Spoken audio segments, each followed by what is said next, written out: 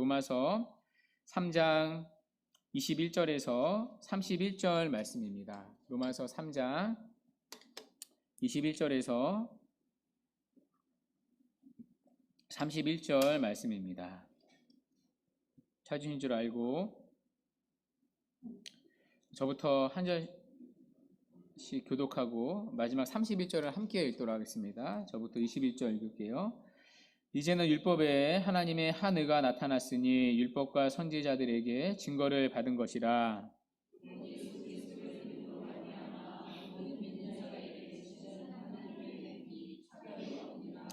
모든 사람이 죄를 범하였음에 하나님의 영광에 이르지 못하더니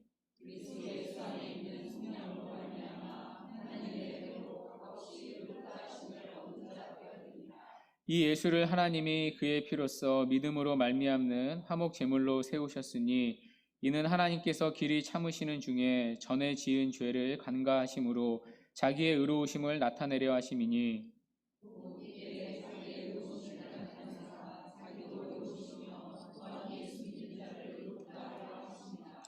그런즉 자랑할 때가 어디냐 있을 수가 없느니라. 무슨 법으로냐 행위로냐 아니라 오직 믿음의 법으로니라.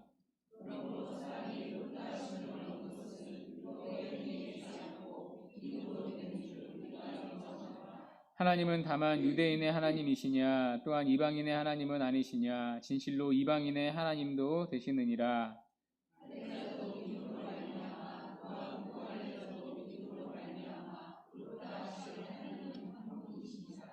그런즉 우리가 믿음으로 말미암아 율법을 파기하느냐 그럴 수 없느니라. 도리어 율법을 굳게 세우느니라. 아멘. 오늘 본문은 이제는으로 시작됩니다.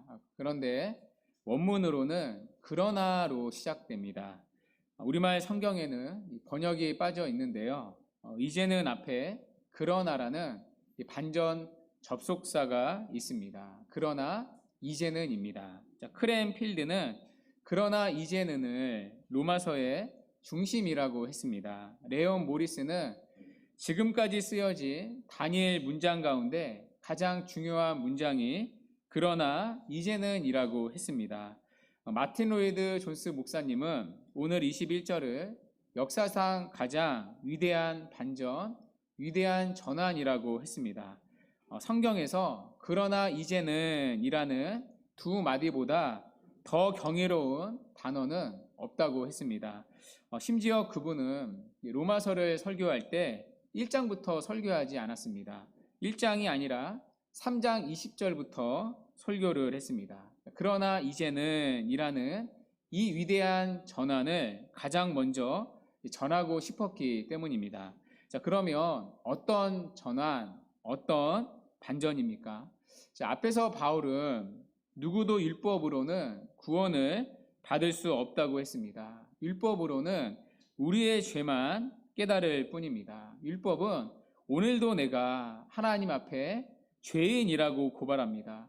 율법의 행위로는 누구도 하나님 앞에 의롭다 함을 받을 수 없습니다. 누구도 구원을 받을 수 없습니다. 구원은커녕 하나님의 진노와 심판 밖에는 받을 것이 없습니다. 그래서 우리의 영혼의 갈 길은 정해져 있습니다. 우리의 영혼의 갈 길은 하나님의 진노를 받고 지옥에서 영원한 형벌을 당하는 것 뿐입니다. 그러나 여기에 위대한 전환이 일어납니다. 그 위대한 전환의 시작이 그러나 이제는입니다. 그러나 이제는 새로운 구원의 길이 열렸다는 것입니다. 그 새로운 구원의 길이 무엇입니까?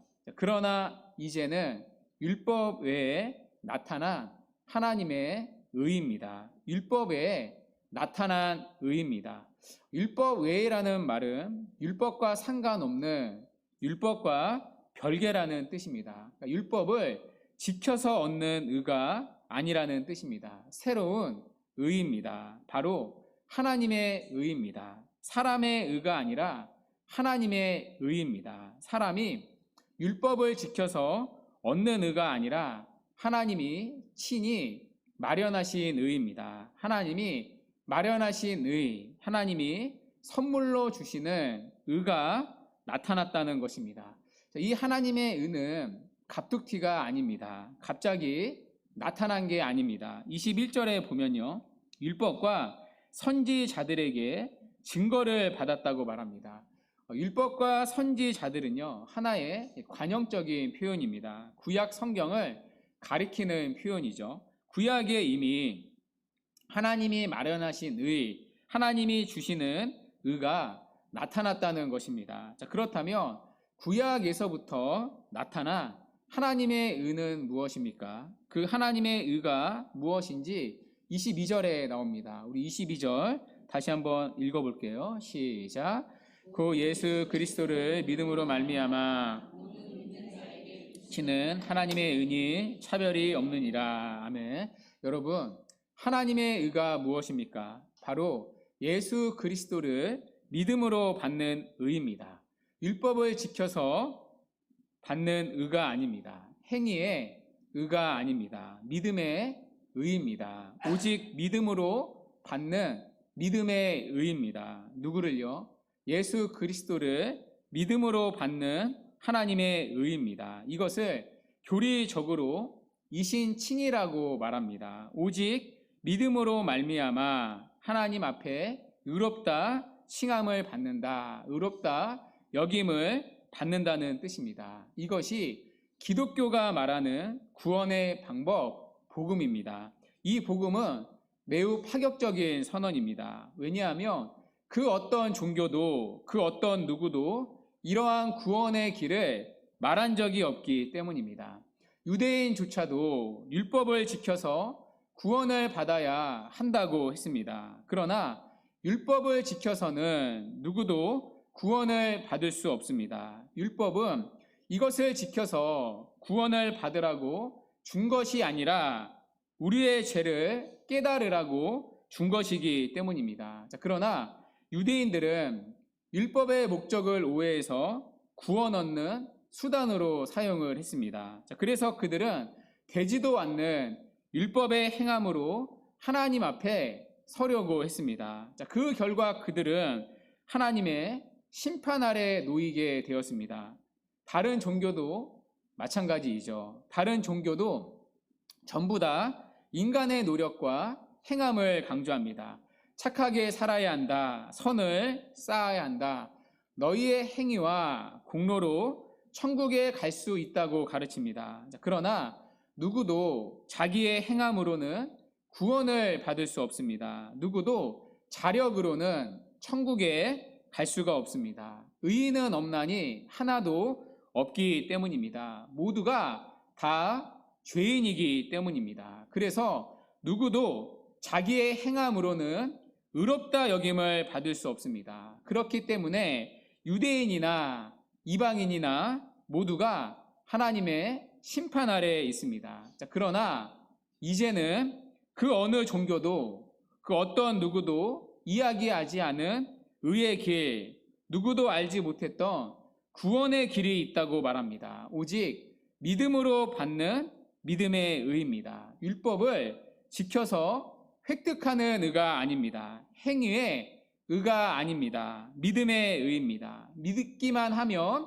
받는 의입니다. 예수 그리스도를 믿음으로 받는 의입니다. 이것이 하나님의 의, 하나님이 주시는 의입니다. 예수를 믿을 때 받는 의입니다. 그리고 이것이 복음의 기쁜 소식입니다. 그러나 이제는 우리의 행위가 아니라 오직 예수 그리스도를 믿음으로 말미암아 하나님 앞에 의롭다 여김을 받게 되었습니다. 자, 그러면 여기서 이런 질문이 생깁니다. 대체 하나님이 예수님을 통해서 무엇을 하셨길래 그분을 믿으면 우리를 의롭다고 여겨 주시는가? 예수님이 우리를 위하여 무엇을 하셨길래 그분을 믿으면 우리를 의롭다고 하시는가? 자, 이에 대한 답이 오늘 본문에 나옵니다. 자, 세 가지가 나오는데요. 첫째는 24절에 나오는 속량입니다.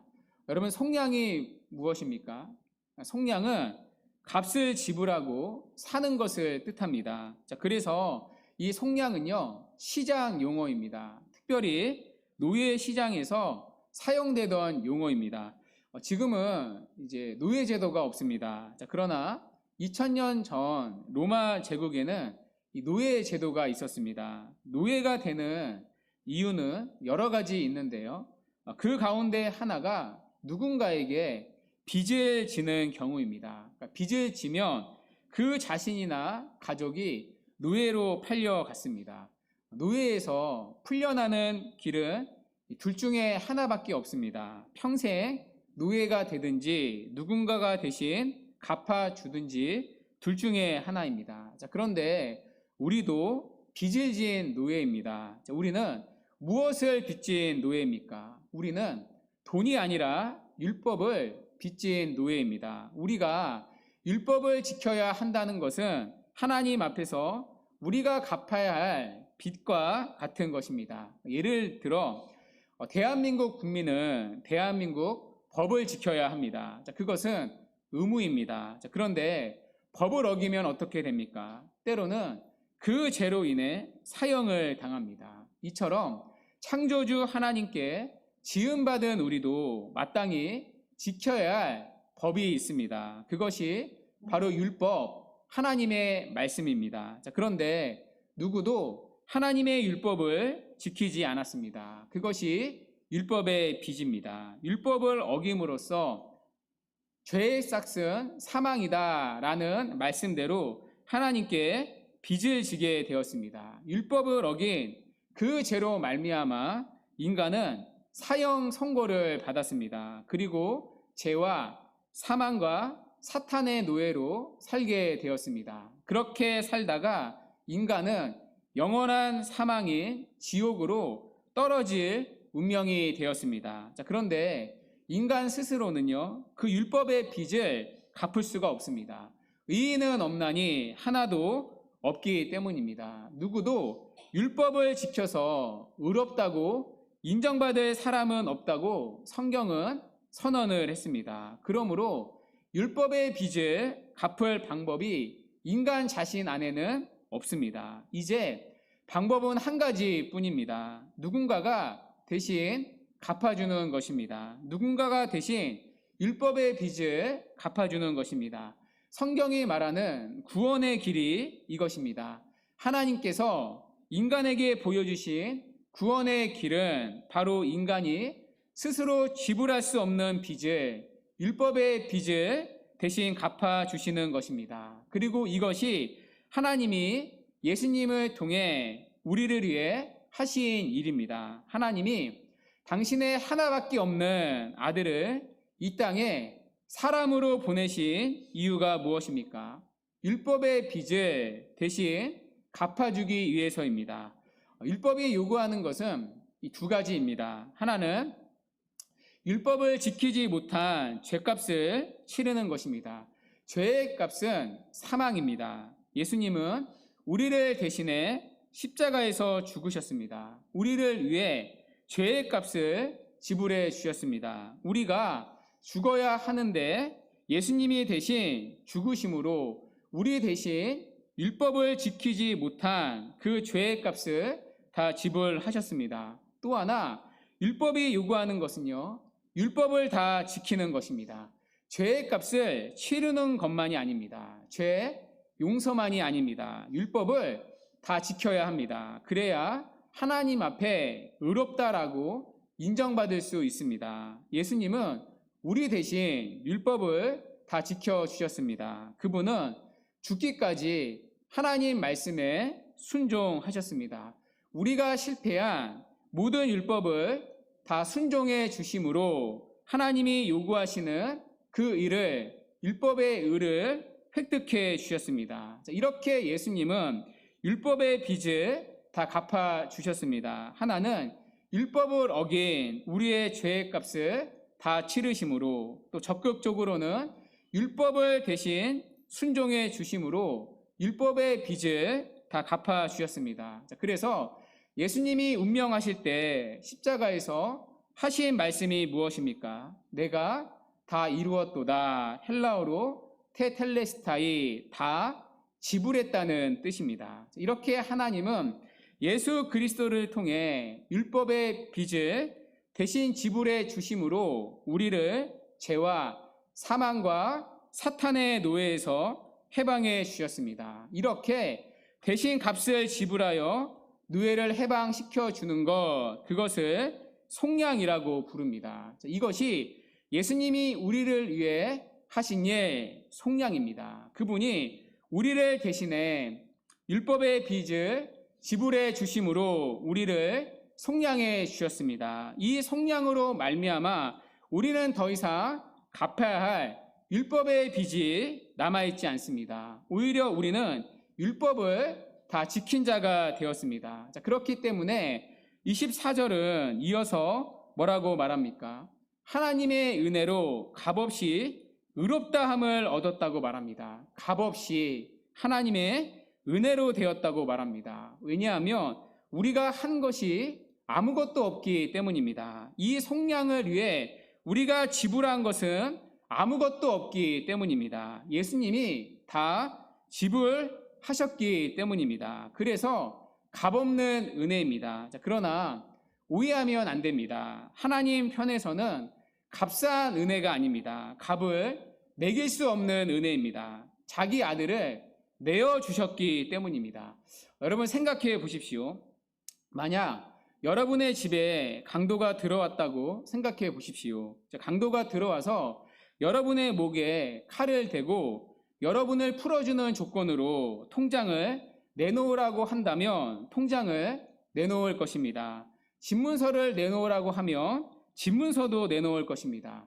다이아 반지를 내놓으라고 한다면 다이아도 내놓을 것입니다. 그러나 여러분의 사랑하는 아들이나 딸의 손가락 하나 내어놓으라고 하면 내어놓을 수 있겠습니까? 절대 내어놓을 수 없습니다. 저는 그렇게 하지 못하겠더라고요. 자, 그러나 하나님은 우리를 풀어주기 위해서 자기 아들을 내어주셨습니다. 죄와 사망과 사탄의 노예였던 우리를 풀어주기 위해서 하나밖에 없는 아들의 목숨을 내어주셨습니다. 그래서 기독교는 값싼 은혜의 종교가 아닙니다. 어떤 종교보다 값비싼 종교입니다. 하나님이 하나밖에 없는 자기 아들을 내어주심으로 우리가 치를 수 없는 모든 값을 하나님이 다 치르셨기 때문입니다. 그러므로 이 하나님의 의는 값싼 의가 아닙니다. 값을 매길 수 없는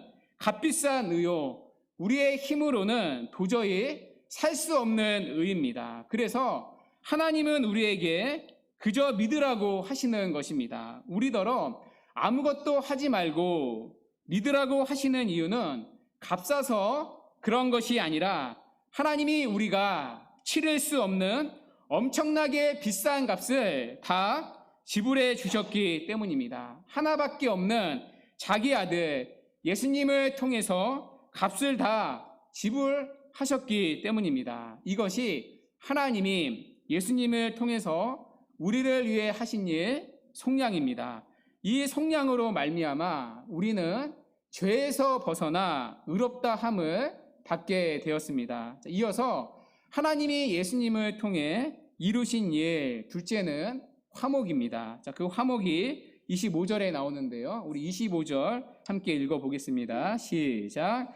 이 예수를 하나님이 화목 제물로 세우셨으니 이는 하나님께서 길이 참으시는 중에 전에 지은 죄를 관가하심으로 자기의 의로우심을 나타내려 하심이니. 아멘. 자, 여기서 중요한 단어가 나옵니다. 화목 제물인데요. 화목 제물은 무엇입니까? 화목 제물은 하나님과 죄인된 우리 사이를 화목하게 해주는 속죄 제물을 말합니다. 하나님은 거룩하신 분이기 때문에 죄를 가진 인간과 화목할 수 없습니다. 아무리 티끌같이 작더라도 죄가 있다면 하나님은 그 죄를 품은 인간을 향해서 진노할 수밖에 없습니다. 자, 그 죄에 대한 하나님의 진노를 푸는 제물이 화목 제물입니다. 자, 그래서 구약 시대에 이스라엘 백성들이 죄를 지으면 무엇을 바쳤습니까? 염소나 양이나 소를 제물로 바쳤습니다. 그때 그 짐승들은, 그 제물들은 사람을 대신해서 피를 흘려 죽는 거였습니다. 예수님이 우리의 화목 제물이라는 것은 예수님이 우리 대신 피 흘려 죽으셨다는 것을 의미합니다. 화목 제물이신 예수님이 우리 대신 십자가에 죽으심으로 우리의 죄는 모두 사라지고 우리는 하나님과 화목하게 되었습니다. 이것이 예수님이 우리를 위해서 하신 두 번째 일입니다. 그분의 피로써 우리를 하나님과 화목하게 한 일입니다. 그래서 우리는 더 이상 하나님의 진노를 받아야 할 죄인이 아니라 진노가 해결된 의인이다라고 인정받게 되었습니다. 이어서 하나님이 예수님을 통해서 하신 세 번째 일은 간과입니다. 로마서 3장 25절인데요. 우리가 읽은 9절인데 다시 한번 읽어볼게요. 시작. 이 예수를 하나님이 그의 피로써 믿음으로 말미암는 화목 제물로 세우셨으니 이는 하나님께서 길이 참으시는 중에 전에 지은 죄를 간과하심으로 자기의 의로우심을 나타내려 하심이니. 아멘. 여기에 간과라는 단어가 나옵니다. 하나님께서 전에 지은 죄들을 간과하셨다고 말합니다. 이 간과는요, 지나쳐 버리다, 눈 감아 주다는 뜻입니다. 그러니까 우리가 지은 죄들을 못 본 것으로 쳐 주신다는 뜻입니다. 우리가 죄가 없는 게 아닙니다. 죄가 있습니다. 그러나 죄가 있지만 죄 없다고 여겨 주신다는 뜻입니다. 자, 그러면 이런 질문이 생깁니다. 아니, 하나님이 불의한 거 아닙니까? 아니, 죄가 있는 사람을 죄 없다고 하면 하나님이 불의한 것 아닙니까? 마치 이런 거죠. 한 재판관이 있습니다. 재판관이 너무나 큰 죄를 지은 죄수를 무죄라고 풀어 주었습니다. 너무 큰 죄를 지었는데 너는 죄인이 아니다, 죄 없다, 의인이다 라고 했습니다. 자, 그러면 이 재판장은 의로운 재판장입니까? 아니면 불의한 재판장입니까? 불의한 재판장입니다. 자, 그런데 하나님이 우리 같은 죄인을 죄 없다 하셨습니다. 의롭다 하셨습니다. 그러면 하나님은 의로운 재판장이십니까? 아니면 불의한 재판장이십니까? 불의한 재판장이라고 생각할 수 있습니다. 자, 그러나 본문 26절은 이렇게 말씀합니다. 눈으로 한번 보시겠어요? 곧 이때에 자기의 의로우심을 나타내사 자기도 의로우시며 또한 예수 믿는 자를 의롭다 하려 하심이라. 하나님은 불의하지 않다고 하십니다. 하나님은 자기의 의로움을 나타내셨다고 하십니다. 어떻게 나타내셨습니까? 이것은 25절과 연결하면 하나님의 의로우심은 예수님의 십자가를 통해 나타내셨습니다. 예수님의 십자가는 하나님의 의로우심을 나타내는 것입니다. 자, 그렇다면 왜 십자가가 하나님의 의로우심을 나타내었습니까? 자, 그 이유는 다음과 같습니다. 하나님이 무작정 죄인에게 너는 죄 없다, 너는 의인이다 하신 게 아니기 때문입니다. 만약 하나님이 죄인을 형벌하지 않는다면 하나님은 불의한 재판장이십니다. 그런데 하나님은 우리의 죄를 형벌하셨습니다. 우리가 지은 죄를 모른 척하고 넘어가지 않았습니다. 우리가 지은 모든 죄들을 벌하셨습니다. 그런데 우리의 죄를 우리에게 벌하시는 게 아니라 누구에게 벌했습니까? 예수님께 벌하셨습니다. 하나님은 우리의 죄를 예수님을 통해 형벌하셨습니다. 어디서요? 십자가에서요. 자, 그러므로 하나님은 불의한 재판장이 아닙니다. 하나님은 의로우신 분입니다. 그분의 의로우심이 십자가를 통해 나타났습니다. 자, 그런데 하나님의 의로우심만이 나타난 게 아니었습니다. 예수 믿는 자를 의롭다 하실 수 있게 되었습니다. 그 십자가에서 우리의 죄가 예수님을 통해서 다 해결되었기 때문입니다. 자, 그래서 하나님은 우리가 지은 죄들을 간과해 주실 수 있습니다. 죄가 있지만 죄가 없다고 여겨 주실 수 있습니다. 하나님이 불의해서가 아닙니다. 그 근거가 무엇입니까? 예수 그리스도의 십자가 때문입니다. 예수님이 이미 우리의 죄값을 다 지불해 주셨기 때문입니다. 그래서 우리를 죄 없다고 여겨 주시는 것입니다. 죄가 있지만 죄 없다, 의롭다고 여겨 주시는 것입니다. 이것이 하나님이 예수님을 통해서 이루신 일, 바로 간과입니다. 그래서 우리는 죄에서 벗어나 의롭다함을 받게 되었습니다. 이것이 예수님이 우리를 위해 하신 일입니다. 속량, 화목제물, 간과 다 우리의 죄를 해결하기 위해 하신 일입니다. 그리고 우리에게 의를 주시기 위해 하신 일입니다. 자, 그렇다면 여러분, 모든 사람이 다 죄 용서를 받습니까? 모든 사람이 죄 용서를 받고 의롭다고 여김을 받습니까? 아닙니다. 이것이 적용되는 사람들이 있습니다. 예수님이 하신 구원의 일이 적용되는 사람이 있습니다. 누구입니까? 바로 이 예수님을 믿는 사람입니다. 자, 그래서 오늘 본문에서 가장 많이 반복되는 단어가 무엇입니까? 바로 믿음이라는 단어입니다. 22절에 곧 예수 그리스도를 믿음으로 말미암아, 또 25절에 그의 피로써 믿음으로 말미암는 화목제물, 또 26절에 예수 믿는 자를 의롭다 하려 하심이라, 또 27절에 오직 믿음의 법으로니라, 또 28절에 믿음으로 되는 줄 우리가 인정하노라, 또 30절에 할례자도 믿음으로 무할례자도 믿음으로 말미암아 의롭다 하실 하나님은 한 분이시니. 자, 계속해서 등장하는 단어가 무엇입니까? 바로 믿음입니다. 믿음으로 우리는 예수님이 이루신 구원을 우리의 것으로 받습니다. 자, 그래서 믿음으로 우리는 하나님 앞에 의롭다 여김을 받습니다. 이것이 바로 이신 칭의의 복음입니다. 자, 그런데 이때 믿음에는요, 세 가지 특징이 있습니다. 이신 칭의의 믿음에는 세 가지 중요한 특징이 있습니다. 첫 번째, 이때 참된 믿음은요, 자기의 행위를 자랑하지 않는 믿음입니다. 자, 왜 자기의 행위를 자랑하지 않을까요? 내가 의롭다고 여김을 받는 것이 자기의 행위가 아니라 오직 믿음으로 되는 일이라는 것을 알기 때문입니다. 자, 본문 27절이 그것을 보여줍니다. 27절 눈으로 보시겠어요? 자, 그런즉 자랑할 때가 어디 있느냐? 있을 수가 없느니라. 자랑할 수 없다고 말합니다. 자, 누가요? 예수님을 믿어서 의롭게 된 사람은요. 왜요? 자기의 행위가 아니라 오직 믿음으로 의를 얻었기 때문입니다. 자, 그러니 자랑할 수 없다는 것입니다. 자기가 한 게 아무것도 없으니까요. 예수님이 다 하셨으니까요. 자, 실제로 바울도 그렇지 않았습니까? 오늘 이 복음을 전했던 바울은요, 결코 자기의 행위를 자랑하지 않았습니다. 사실 바울만큼 자기를 자랑할 만한 사람이 어디에 있습니까? 누구보다 경건하고 누구보다 하나님을 위해서 살았지 않습니까? 자, 그러나 바울은 자기의 행위를 자랑하지 않습니다. 그는 오직 그리스도와 그분의 십자가만을 자랑하며 살았습니다. 자, 그 증거가 갈라디아서에 있습니다.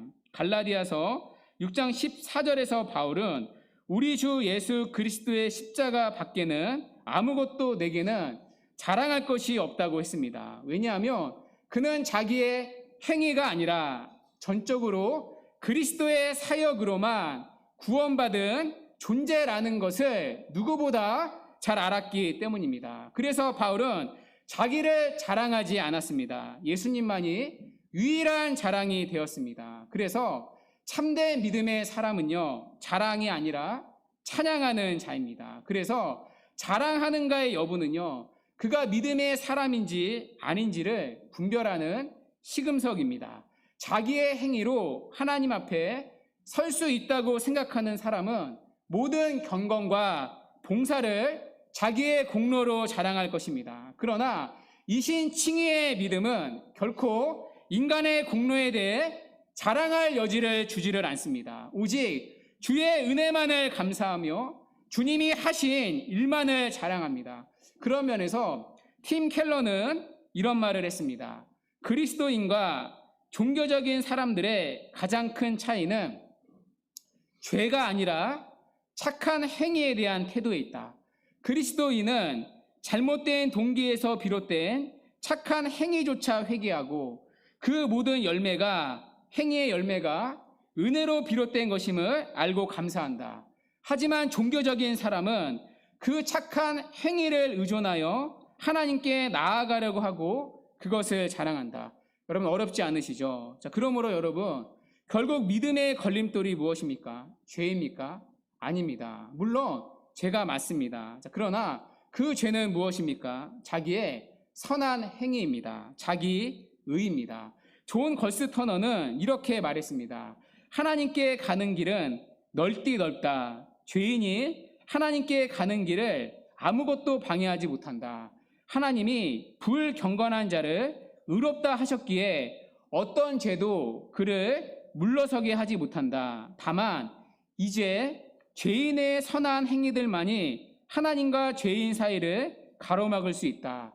그를 그리스도께 나오지 못하게 하는 것은 하나님을 만족시킬 만한 선한 행위들을 자신이 했다는 자기 기만 외에는 없다. 즉 자기 의 외에는 없다. 그들은 선행을 했다는 환상에 사로잡혀 하나님이 주시는 하나님의 의, 참된 하나님의 은혜를 차갑게 거절한다. 이런 면에서 믿음의 반대말은요, 불신이 아니라 자기 의입니다. 자기 의를 의지하기 때문에 반대로 주님의 의를 의지하지 않는 것입니다. 그래서 우리가 돌이켜야 할 죄 중에 죄는 무엇입니까? 우리 안에 있는 자기 의입니다. 하나님 앞에는 빈손 들고 나아가야 합니다. 우리가 오늘 찬양하지 않았습니까? 빈손 들고 나아가 십자가를 붙드네. 그게 이신칭의의 믿음입니다. 믿음은요, 빈손 들고 하나님께 나아가는 것입니다. 빈손 들고 나아가 십자가를 붙드는 것입니다. 왜냐하면 자기에게는 꺼낼 만한 아무런 의가 없기 때문입니다. 그래서 참된 믿음의 사람은요, 언제나 빈손 들고 나아가는 자입니다. 하나님, 오늘도 저에게는 아무런 의가 없습니다. 하나님 앞에 드릴 만한 선한 것이, 하나님 앞에 세울 만한 그 어떤 선한 의가 저에게는 없습니다. 그러니 오늘도 예수님의 의가 필요합니다. 오늘도 하나님의 은혜가 필요합니다. 그렇게 자기 의가 아니라 예수님만을 붙드는 것, 그것이 진짜 믿음입니다. 왜냐하면 오늘 바울이 말한 것처럼 유대인이나 이방인이나 할례자나 무할례자나 오직 믿음으로 말미암아 의롭다 여김을 받기 때문입니다. 오직 믿음으로 말미암아 하나님 앞에 나아갈 수 있기 때문입니다. 자, 그러므로 자기 의가 아니라 예수님의 의만을 붙드는 참된 믿음의 사람이 되기를 바랍니다. 그래서 오직 자랑이 아니라 오직 찬양하며 살아가는 은혜가 있기를 바랍니다. 두 번째, 참된 믿음은요, 율법을 지키는 믿음입니다. 자, 그 증거가 31절에 있습니다. 우리 31절 우리 다 같이 한번 또 읽어볼게요. 시작. 그런즉 우리가 믿음으로 말미암아 율법을 파기하느냐? 도리어 율법을 굳게 세우느니라. 아멘. 자, 바울은요, 율법의 행위가 아니라 믿음으로 구원을 받는다고 했습니다. 율법을 지켜서가 아니라 오직 믿음으로 의롭다 여김을 받는다고 했습니다. 자, 그러면 이런 질문이 있을 수 있습니다. 그러면 율법은 이제 필요가 없습니까? 율법은 폐지시켜야 합니까? 아니, 율법을 지켜서 구원을 받는 게 아니라 믿음으로 구원을 받는다면 율법은 지키지 않아도 되는 것입니까? 율법은 이제 필요 없는 것입니까? 이에 대해 바울은 뭐라고 답합니까? 그럴 수 없다고 말합니다. 율법을 폐할 수 없다고 말합니다. 도리어 믿음은 율법을 굳게 세운다고 말합니다. 무슨 얘기입니까? 참된 믿음의 사람은요, 율법을 지킨다는 것입니다. 구원을 받으려고 율법을 지키는 건 아닙니다. 참된 믿음의 사람은요, 누구보다 잘 압니다. 율법을 지켜서는 내가 구원받지 못한다는 사실을 너무나도 잘 아는 자입니다. 자, 그래서 그는 예수님의 의만을 굳게 붙드는 자입니다. 그러나 그는 율법을 사랑합니다. 율법을 지키고 싶어 합니다. 왜냐하면 자기가 누구 때문에 구원받은 줄을 너무나 선명히 아는 자이기 때문입니다. 자기의 행위가 아니라 오직 예수님 때문에 구원을 받았다는 사실을 아는 자이기 때문입니다. 그래서 그는 예수님을 사랑합니다. 그분의 말씀을 사랑합니다. 그분을 사랑하기 때문에 그분의 말씀을 지키고 싶어 합니다. 그렇다면 여러분은 어떻습니까? 여러분의 믿음은 율법을 굳게 세우고 있습니까? 율법을 사랑하고 계십니까? 하나님의 말씀을 지키려고 하십니까? 이것이 참된 믿음의 두 번째 특징입니다. 자, 마지막 세 번째, 참된 믿음은 바로 예수 그리스도만을 바라보는 믿음입니다. 자, 오늘 바울은요, 믿음의 의를 말했습니다. 믿음으로 얻는 의입니다. 행위의 의가 아닙니다. 율법을 지켜서 획득하는 의가 아닙니다. 오직 믿음으로 얻게 되는 의입니다. 자, 그런데요, 믿음의 대상이 선명히 있습니다. 바로 예수 그리스도이십니다. 예수 그리스도를 믿음으로 말미암아 얻게 되는 의입니다. 자, 그래서 팀 켈러는 이렇게 말했습니다. 믿음으로 구원받는 것이 아니다. 하나님을 믿는 것으로 구원받는 것도 아니다. 오직 예수 그리스도를 믿음으로 구원받는 것이다. 자, 그래서 마틴 로이드 존스는 이렇게 말했습니다. 믿음이 있는 사람은 더 이상 자신을 바라보거나 자신에게 기대를 거는 사람이 아니다. 그는 더 이상 과거와 현재, 미래에 자기 모습에 주목하지 않는다. 그는 주 예수 그리스도와 완성된 구원만 바라보고 의지한다. 여러분, 참된 믿음의 사람은 누구라는 것입니까? 오직 예수 그리스도에게서만 자신의 구원을 의지하는 사람입니다. 자, 교회를 다니는 사람들 가운데 이런 사람이 있을 수 있습니다. 내가 죄인인 건 맞습니다. 자, 그런데 그래도 나한테는 이런저런 것들이 있습니다. 그래도 나에게는 하나님 앞에 나아갈 수 있는 이런저런 것이 있습니다. 자신에게서 의롭다 여김 받을 만한 무언가를 찾아내고 신뢰하는 사람들이 있습니다. 예를 들면 이런 거죠. 내가 죄인인 건 맞습니다. 그래도 나는 주일 예배는 지켰습니다. 그래도 나는 새벽 기도는 했습니다. 그래도 나는 교회 봉사는 했습니다. 그러니 하나님도 저를 받아주셔야 합니다. 그러니까 자꾸 자신에게서 이런저런 것들을 찾습니다. 그것들을 가지고 하나님 앞에 설 수 있다고 생각합니다. 자, 그러나 여러분, 그건 참된 믿음이 아닙니다. 오히려 참된 믿음을 가졌다며 그런 것을 그친 사람입니다. 왜냐하면 그는 오직 예수 그리스도에게서만 자신의 구원을 의지하는 사람이기 때문입니다. 구원 얻는 믿음을 가진 사람은요, 이렇게도 말하지 않습니다. 반대의 경우인데요. 아직도 내 안에 무서운 죄가 있습니다. 나는 여전히 죄를 짓고 있습니다. 그런데 이런 내가 어떻게 구원받았다고 할 수 있겠습니까? 라고 말하지도 않는 사람입니다. 만약 그렇게 말한다면 그는 여전히 그리스도가 아니라 누구를 바라보고 있는 것입니까? 나를 바라보고 있는 것입니다. 오히려 구원 얻는 믿음을 가진 사람은 이렇게 말합니다.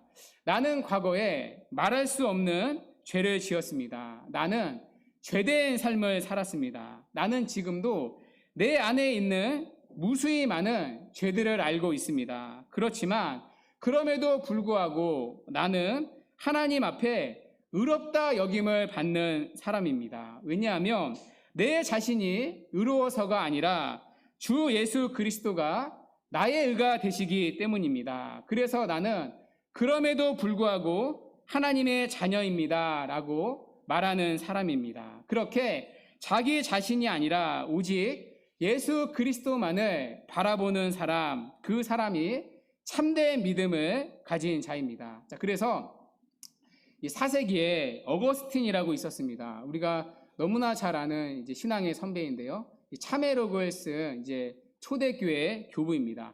이 사람이 얼마나 방탕한지 모릅니다. 이단에도 오랫동안 몸을 담았습니다. 또 여자 관계가 얼마나 방탕했는지 모릅니다. 자, 그러다 어느 순간 하나님의 강권적인 은혜로 돌아오게 되었습니다. 회개하고 보니까요, 자기가 얼마나 더러운 삶을 살았는지 자기 스스로 너무 힘든 겁니다. 자, 그런데 성경을 읽으면서 의롭게 된 것이 나의 완전한 삶 때문이 아니라 하나님의 은혜 때문이라는 사실을 알게 되었습니다. 나의 의로움의 근거가 예수 그리스도라는 사실을 깨닫게 되면서 그의 삶이 완전히 바뀌기 시작했습니다. 더 이상 자기가 옛날에 살았던 삶의 모습대로 살 수가 없었습니다. 나 같은 죄인 살리신 하나님의 은혜가 너무나 컸기 때문에 거룩한 삶을 살았습니다. 자, 그래서 어느 순간 이 어거스틴이 칭송받기 시작했습니다. 수도원에서도 야, 저런 분 없다. 저분은 정말 성자야 라고 칭송을 받았습니다. 자, 그런데 그때쯤에 어거스틴이 길거리에서 여인들을 만났습니다. 그 여인들은 옛날에 그가 방탕했을 때 같이 놀아났던 여자들이었습니다. 그 여자들이 어거스틴의 과거를 폭로했습니다. 당신이 거룩하다면서요. 요즘 소문이 굉장히 거룩하다고 하시던데 이러면서 비꼬기 시작했습니다. 내가 당신 실체 다 아는데 과거에 나랑 같이 놀았잖아요. 과거에 우리랑 죄 지은 게 얼마나 많은데 하고 비아냥거렸습니다. 그때 사탄의 정죄가 들어왔습니다. 무슨 너가 성자냐? 너가 무슨 성도냐? 너가 무슨 의로운 사람이냐? 공격이 막 들어올 때 어거스틴이 이렇게 말했습니다. 너가 공격하는 말 그것보다 사실은 나 더 심했다. 너가 얘기하는 거 몇 가지 얘기했는데 5가지 얘기했는데 나는 더 얘기해야 되는 죄인이다. 10가지는 더 있다. 그런데 나는 다 인정한다. 내가 죄 지은 현장들, 내가 그동안 타락했던 현장들 다 인정한다. 그런데 나를 의롭게 하시는 분은 오직 예수 그리스도 뿐이시다. 나는 예수 그리스도를 믿는 믿음으로 의롭다 함을 받은 사람이다. 나를 의롭다고 하시는 하나님의 은혜가 내가 죄 지은 것보다 훨씬 크다. 나는 오늘도 예수님 때문에 하나님 앞에 설 수 있는 사람이다. 이렇게 사탄의 참소를 이겼다는 얘기가 있습니다. 여러분, 이게 진짜 이신칭의의 믿음입니다. 예수 그리스도만을 바라보는 믿음입니다. 참된 믿음은 나를 의지하는 게 아닙니다. 나를 바라보는 게 아닙니다. 믿음은 오직 예수 그리스도만을 바라보는 것입니다. 우리의 의로운 근거는 오직 예수 그리스도이시기 때문입니다. 오늘도 나를 의롭다 하시는 근거는 나의 행위가 아니라, 나의 깨끗함이 아니라, 나의 종교적 열심이 아니라 믿음으로 전가된 오직 예수 그리스도의 의이기 때문입니다. 그래서 우리는 날마다 예수 그리스도를 붙들며 살아야 합니다. 왜냐하면 우리는 구원받은 이후에도 여전히 죄를 짓기 때문입니다. 그때마다 우리는 내가 이것밖에 안 되는구나 라는 것을 수없이 고백할 것입니다. 그러나 거기에서 멈춰서는 안 됩니다. 왜냐하면 그러나 이제는 율법에 나타난 하나님의 한의가 나타났기 때문입니다. 바로 예수 그리스도를 믿음으로 얻는 의입니다. 그러므로 우리는 예수 그리스도를 붙드는 자리로 날마다 나아가야 합니다. 언제까지요? 주님 앞에 설 때까지요. 왜냐하면 우리는 죽을 때까지 죄에서 벗어날 수 없기 때문입니다. 그리고 마귀도 우리가 죽을 때까지 우리를 정죄하고 공격할 것이기 때문입니다. 그래서 우리는 처음 구원받았을 때뿐만 아니라 죽을 때까지 그러나 이제는 이라는 이 복음이 필요합니다. 그러나 이제는 이라는 이 복음이 있기 때문에 우리는 또 한 주를 하나님의 자녀로 살아갈 수 있습니다. 하나님이 주시는 은혜들을 누리며 그분 안에서 살아갈 수 있습니다. 이번 한 주도 우리는 죄를 지어 넘어질 것입니다. 그때마다 사탄이 우리의 마음속에 찾아와서 정죄할 것입니다. 너가 그것밖에 안 되는데 무슨 하나님의 자녀냐? 너 오늘도 몇 번 넘어졌는데 너 오늘도 말씀을 지키지 않았잖아. 그때마다 죄책감이 확 몰려올 것입니다. 자, 그러나 그때마다 우리는 그러나 이제는 이라는 복음을 붙들어야 합니다. 맞다. 나는 죄인이다. 나에게는 소망이 없다. 그러나 거기서 넘어지는 게 아니라 그러나 이제는 이라는 이 복음을 선포하고 일어날 수 있어야 합니다. 맞다. 나는 아직도 벗어나지 못하는 죄의 습성이 있다. 그래. 나는 죄인이다. 그런데 나에게는 그러나 이제는 이라는 복음이 있다. 그러나 이제는 내가 의롭게 된 근거가 나에게 있는 것이 아니라 예수 그리스도께 있다. 이렇게 날마다 이 그러나 이제는 이라는 복음을 붙들고 하나님 앞에 나아가야 합니다. 이것이 진짜 믿음입니다. 그러므로 주 안에 사랑하는 여러분, 새롭게 시작되는 한 주도 이 그러나 이제는 이라는 이 복음을 붙들고 살아가는 은혜가 있기를 바랍니다. 그러나 이제는 이라는 이 위대한 전환을, 이 위대한 복음을 스스로에게 날마다 선포하는 은혜가 있기를 바랍니다. 그래서 새롭게 시작되는 한 주도 그러나 이제는 이라는 이 복음 안에서 우리를 언제나 변함없이 늘 받아주시는 하나님의 은혜를 누리며 살아가는 우리 모두가 되기를 주님의 이름으로 간절히 축원합니다. 아멘.